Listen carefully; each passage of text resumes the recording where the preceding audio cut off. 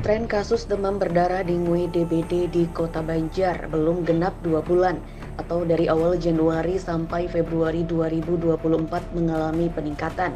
Sampai saat ini sudah mencapai 31 orang yang terjangkit DBD.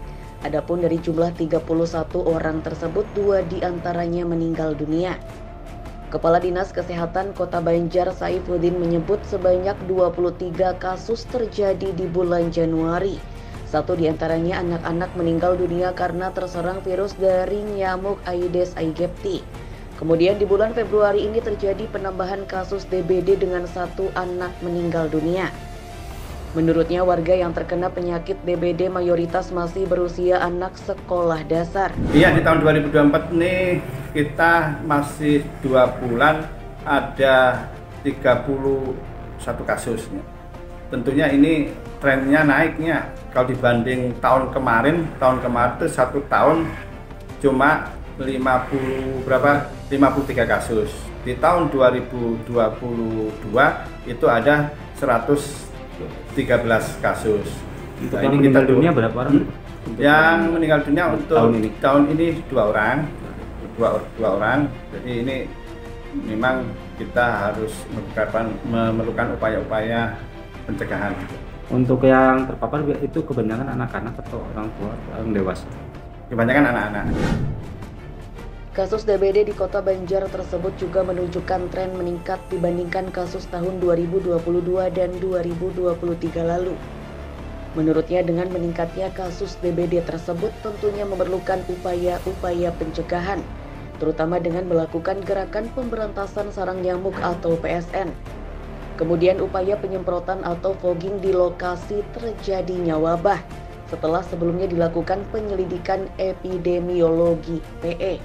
Namun upaya pencegahan dengan PSN menurutnya adalah yang paling utama karena dapat memberantas jentik-jentik nyamuk berbeda dengan fogging yang hanya membunuh nyamuk dewasa. Jadi upaya-upaya tentunya untuk mencegah DBD ini yang paling utama adalah gerakan PSN ya. PSN yang dilakukan oleh masyarakat dengan 3M plus ya. 3M plus yaitu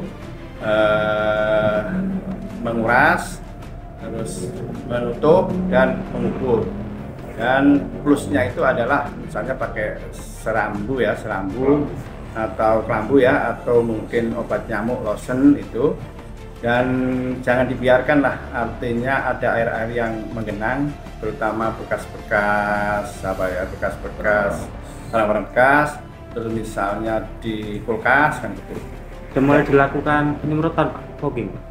Fogging itu kita lakukan setelah ada penyelidikan epidemiologi ya. Jadi setelah penyelidikan epidemiologi itu dilakukan ketika sudah ada suspek atau kasus kan gitu kan. Nah, kasus positif ya, teman-teman nanti akan datang ke masyarakat untuk mengadakan penyelidikan epidemiologi. Nah, dari situlah nanti baru kita fogging, karena fogging pada dasarnya adalah membunuh nyamuk yang sudah dewasa. Padahal yang harus kita bunuh itu adalah calon nyamuknya itu kan, jentik-jentiknya itu. Oleh karena itu pemeriksaan jentik itu wajib dilakukan lah oleh masing-masing keluarga. Paling tidak 1 minggu sekali itu dilakukan.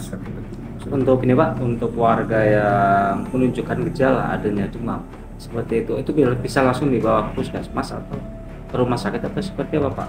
Nah, sebaiknya ketika kita temukan ya demam yang panas, sebaiknya langsung ke fasilitas pelayanan kesehatan atau ke puskesmas lah ya, atau mungkin bisa fasilitas pelayanan kesehatan lainnya. Nah, nanti di situ akan ada rapid test dengan NS-FAN. Jadi nanti akan diketahui demamnya itu karena DBD atau karena yang lain. Dengan cepat diketahuinya bahwa itu karena DBD, maka tindakannya akan lebih tepat. Saya pikir itu sebaiknya langsung saja dibawa ke puskesmas atau mungkin ke klinik-klinik untuk mendapatkan pemeriksaan. Pihaknya mengimbau kepada masyarakat apabila menemukan adanya gejala yang menunjukkan demam untuk segera dibawa ke fasilitas kesehatan guna penanganan lebih lanjut. Tren kasus DBD di Kota Banjar dalam 2 bulan terakhir memang mengalami peningkatan. Selain 31 orang terjangkit juga memakan 2 korban jiwa anak-anak. Seorang anak warga lingkungan Cikabuyutan Barat, RT 3 RW 10 Kelurahan Hegarsari, Muhammad Attallah Rahman 7 tahun meninggal dunia setelah terserang demam berdarah. Bocah yang masih duduk di bangku SD tersebut meninggal dunia setelah menjalani perawatan di RSUD Kota Banjar. Mulisin, Harapan Rakyat, Banjar.